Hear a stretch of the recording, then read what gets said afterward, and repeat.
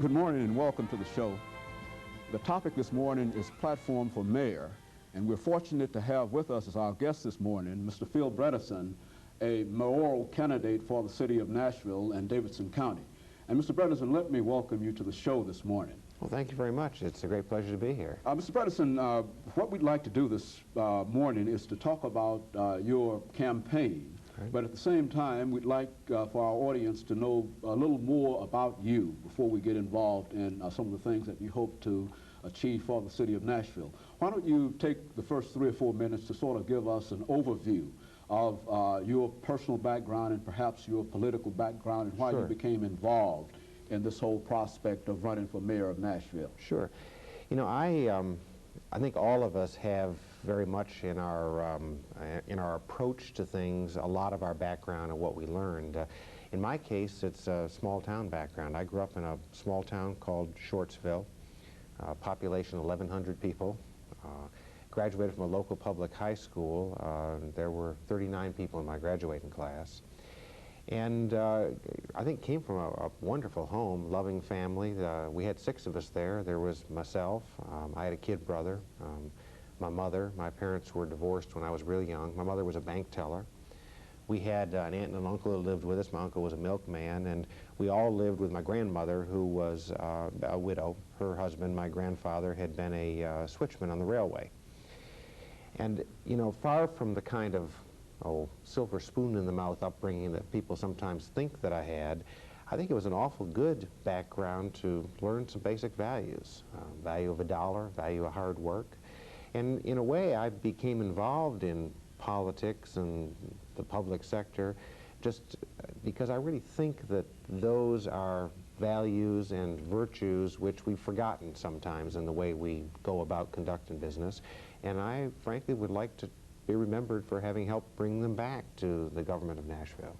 Okay, I think you've mentioned the fact that one of the things that you'd like to talk about is openness in government. And I'd like to take that a little further and to talk about what you call new blood in government. How do you see this, and what is this new blood that you're talking about, and this openness in government in its entirety? Yeah, you know, it seems to me that in a city as big and with as many people, with as many skills as Nashville has, that we shouldn't have to depend on this sort of clique of people to run city government, that there are people throughout this community who've got a lot to contribute to the process and need to be brought into it.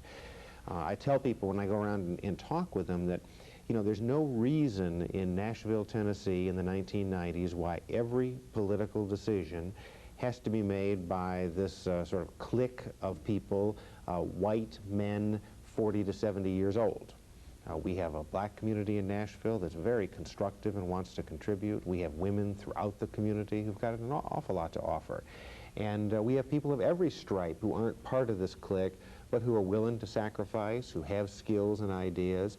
And I really think it's important for our success as a community to really bring all of these people into the process, to really get some new blood in the process of government. Okay, and in terms of that new blood, you're also going to face, as a candidate for the mayoralty situation in Nashville, you're also going to face a severe economic situation. I think that our economy is no different from the economies throughout the nation in the sense of not having enough jobs. And some people simply believe that the creation of jobs is one of the things that might turn everything around for us. How do you see the creation of jobs and the economic situation in Nashville? Yeah, I think I'm excited about the possibilities of economic development and creating jobs, because I think it's something where the mayor really can have an impact. That a mayor who will work in concert with the private sector, go out and market what it is we have in Nashville to the rest of the country, to the rest of the world, really can bring jobs, bring investment, bring business to Nashville in a way that we all benefit from. I guess there's nothing in my mind that's more important to our success as a community than making sure that, you know, when children grow up and enter the workforce, that there are sort of decent, well-paying jobs with some advancement potential built into them. And I plan to work very hard to try and help make that happen here. Well, I think that in addition to jobs and the economic situation, we could talk about a whole variety of similar kinds of problems that we're faced with. Education, for example. Right. I think that most of us see the entire education budget, whether we talk about it on the state level or on the local level, as being almost out of hand. There's simply not enough money. Now, as the mayor of Nashville, how do you see public education, and what can we do in order to improve public education? What is your platform for public education in this city?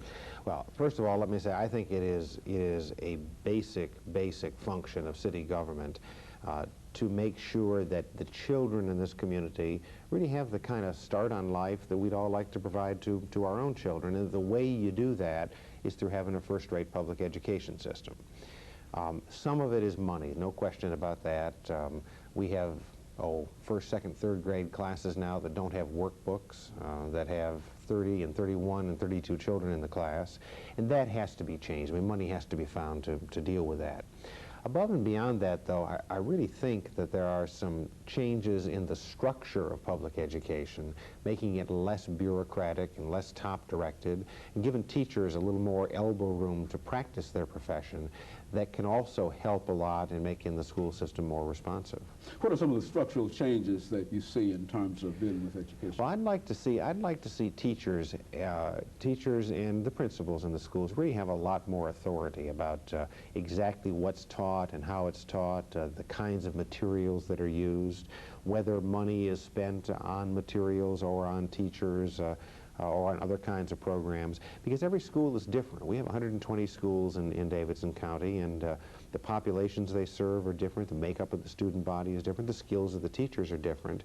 And you know, I've been in the business world, been a manager all my life, and you know, I just know that when you have a problem somewhere, you know, you can't solve that problem out of some central office. You really have to solve it out on the line where people are and where they're working. And I really believe that our education system needs a dose of that medicine, giving the teachers and the principals a little more elbow room to do their job. Very good.